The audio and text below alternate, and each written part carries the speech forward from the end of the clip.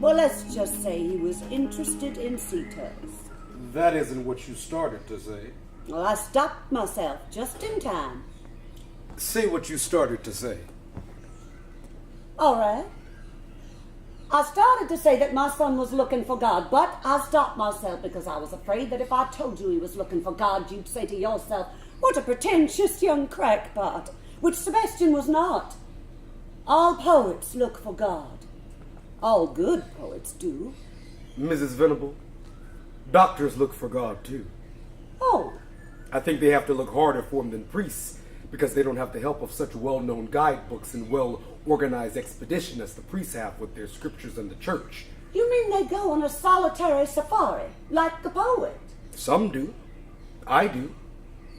I believe you. Let me tell you something. My first operation at Lion's View, you can imagine how anxious and nervous I was about the outcome. Yes. The patient was a young girl regarded as hopeless and put in the drum. Yes. The name for the violent ward at Lion's View, with very bright lights burning all day and all night, so the attendants can see any change of movement and expression in the inmates and grab them if they're about to attack. After the surgery, I stayed with the girl, as if I delivered a child that might stop breathing.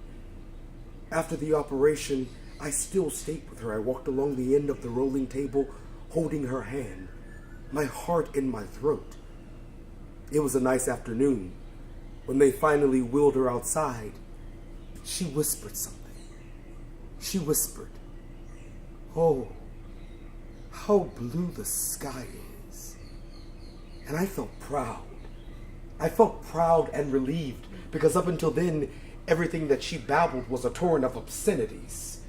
Yes, well, now I can tell you without any hesitation that my son was looking for God. I mean, a clear image of him.